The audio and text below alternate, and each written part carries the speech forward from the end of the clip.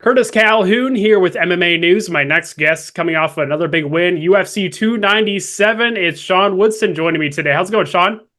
I'm doing great, man. On cloud nine right now. How you doing? I'm doing great, man. Well, let's start right there. Let's get your first thoughts. Obviously, picking up another big win over a really tough guy, Charles Jourdain, that a lot of guys have their eyes on. Kind of give us your first thoughts on how the fight played out, your performance, and kind of how you analyze everything. I'm my worst critic, so the fact that I didn't get to finish and it wasn't, the most exciting fight, I'm not too happy about that.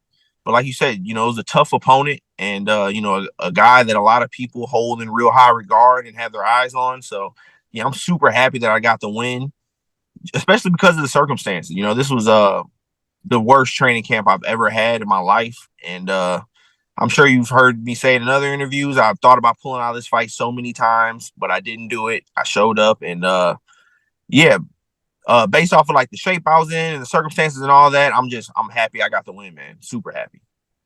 How glorifying is that for you? Because obviously, you've mentioned, I think you mentioned in the post-fight press conference, a couple other interviews too, like how difficult this training camp was for you and all that stuff. And I think you said you only really got 3 weeks to really go full on train for this fight. So when you have all these things getting in your way and you go out and get a win over a really tough guy like Charles, I mean, how glorifying is that for you? Yeah, super glorifying. I'm a guy that always looks on the bright side of things. And even though I wasn't extremely happy with my performance, it lets me know where I stand in this division. I beat a legit killer on an off night. So it just lets me know that, not even if things go perfect, because nothing ever goes perfect in a fight camp, but as long as things, in these next fights go just a little bit smoother, these dudes don't stand a chance, man. Like I know when I'm, not even at my best, but if I'm close to my best or even, near there, that, I'm a problem for anybody.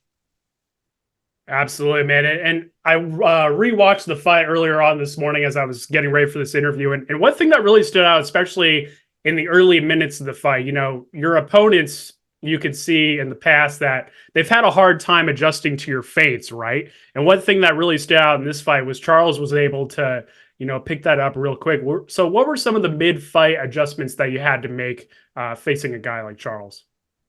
Yeah, I could tell, dude. I could tell he really did his homework. It was a real chess match out there. A lot of times when I'm doing my feints, there's certain moments in the middle of me feinting that I can tell is the right time for me to lunge in with an attack, and they won't even see it coming.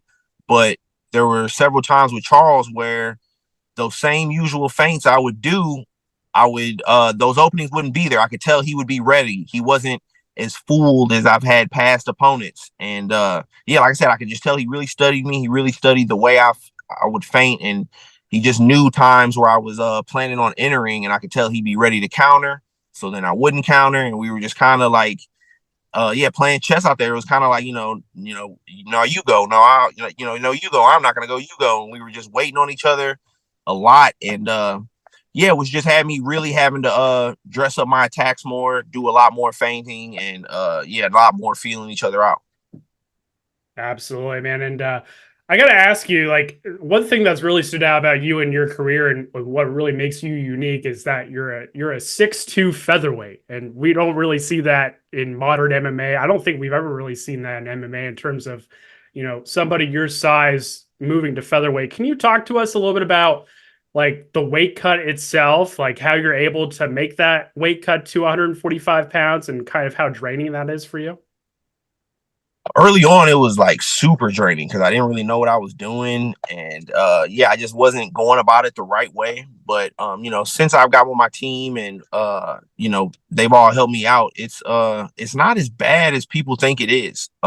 This camp it was, but that was because I was injured and I couldn't train the way I normally train, and that kind of set me back and threw me off some. But yeah, it's not too bad. I walk around like 170, 175, and the first few weeks, first 3 to 4 weeks of a training camp, I'll, lose about 10 to 15 pounds of like, real weight. And yeah, that's the process really. I'm usually never no more than 30 pounds over my weight class. So, 10 to 15 of those pounds are real weight, and the last 10 to 15 pounds is usually water weight, and that's done within the fight week, during fight week time. So yeah, whenever, as long as I have like 6 to 8 weeks, it's really not as strenuous as people think. It's the me being 6'2" is what really throws people off. But I'm not the most muscular dude in the world. I don't, if I carried as much muscle as other guys did on my frame, then yeah, I don't think 45 would even be an option. But I just feel like I got the perfect build and perfect body type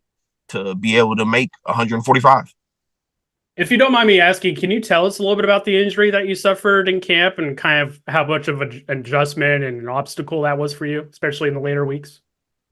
Yeah, I'd messed up one of my shoulders. I dislocated one of my shoulders, and yeah, that just had me down bad for a while. It had me not able to train for like 5 weeks.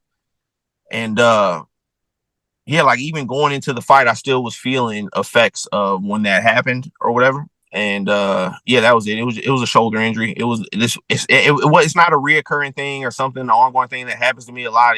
That was the first time it ever happened, and now that the fight's over, and but like, yeah, I could have let it fully heal, but I would have had to like halt training altogether. But I still had a fight coming up with a dangerous dude that I had to get ready for. So me continuously training while trying to let that heal was just an obstacle in itself and just super hard. But now that fight's over, I'm going to take a few weeks to. It's a million times better now. But yeah, now that the fight's over, I say like a 2 weeks of really letting it rest for real. It'll be 100%, and I'll be good to go. Awesome, man. That's awesome to hear. And I got to ask you, like, um, one thing that's really stood out about your fights too is your ability to control distance and manage distance, right? Because like, we don't really see a guy with your reach at 145 pounds. So I got to ask you, like, how much of a game changer is it for you to really utilize that aspect of your game, your reach, controlling distance and all that, and how has that kind of improved over time?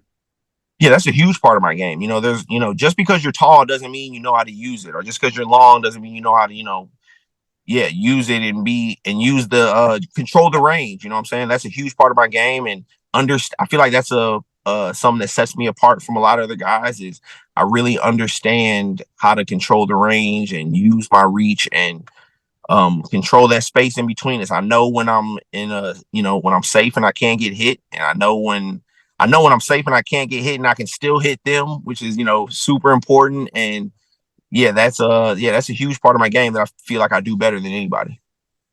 And what are some things like over your last few fights that you feel like you've improved the most? Obviously, you're known for about most for your kickboxing and your boxing, but what are some things and some aspects of your game that you're really looking to improve as you make your way towards the top 15 in the division?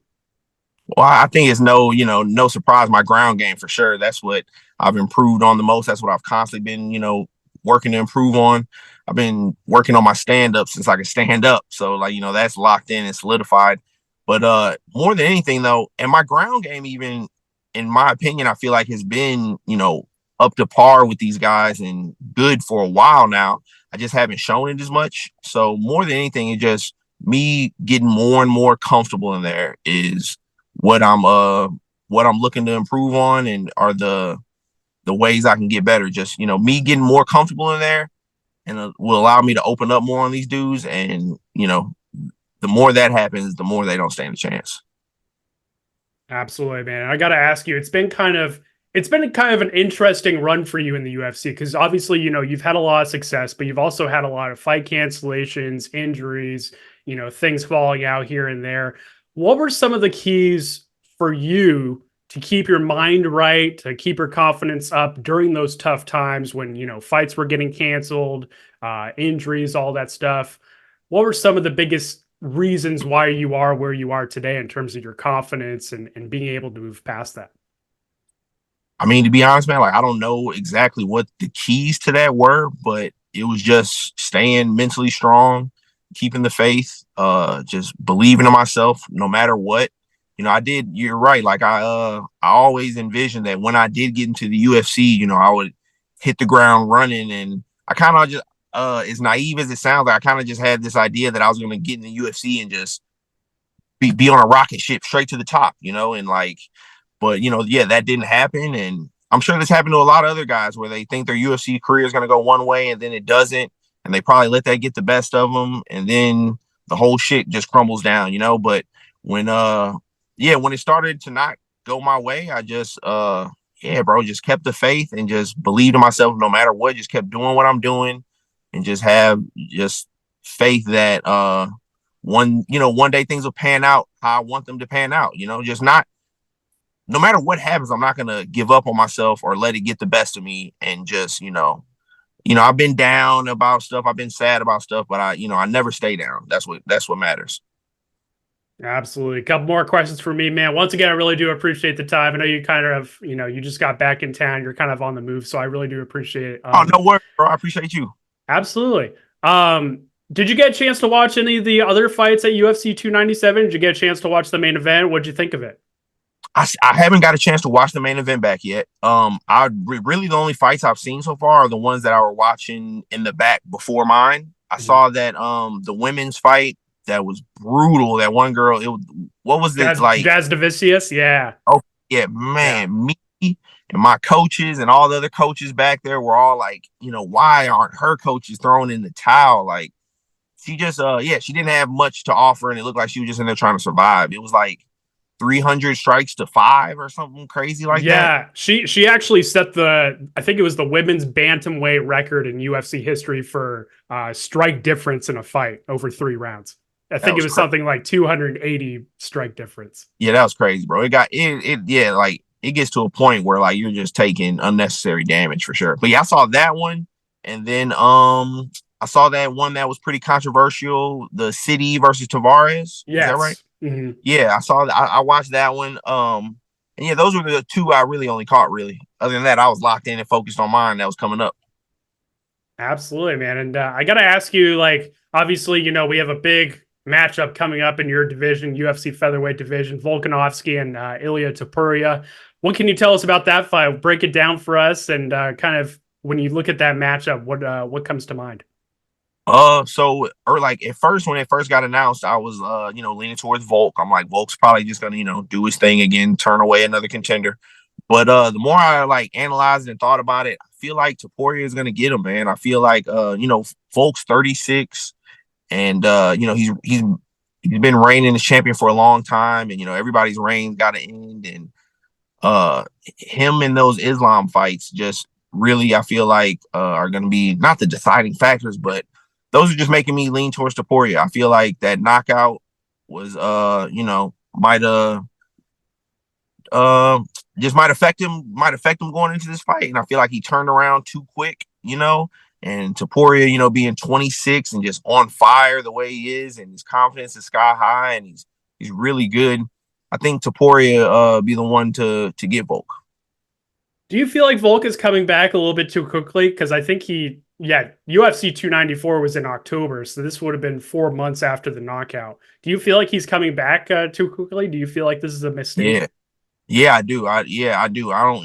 Like can't really go into too much detail about it, but yeah, just for some reason, I feel like that's a mistake. He's coming back too quickly, and I feel like like I said, Topuria is already on fire and super motivated, and I feel like him seeing that chink in Volkanovski's armor and seeing him get knocked out like that probably gave him some more fuel and has him even more motivated, thinking he can get the job done. And in this fight game, motivation and confidence is one of the top deciding factors in fights. No doubt about it, man. Well, before I wrap things up here, I want to give you the final word to shout out any sponsors you're working with, shout out your team, all that good stuff. I'll give you the final word, man. Oh yeah, I'm with the same people I started with, man. My team, Wolves Den Training Center here in St. Louis, Lake St. Louis, Missouri. My strength and conditioning coach, Matt Owen, Horsepower and Barbells, Project Deliverance, Iridium Sports Agency, and outside of them three, that's pretty much my whole team, man. And just everybody here in St. Louis that supports me. I love my city. They love me, and I'm glad to represent them. Absolutely. Well, Sean, it was great to meet you. Great to chat with you. I have a feeling we'll definitely chat again soon. And thank you so much for the time. Congrats again on the performance. And I'm sure we'll chat again soon. Thank you so much. Thank you, man. I'll talk to you after the next win.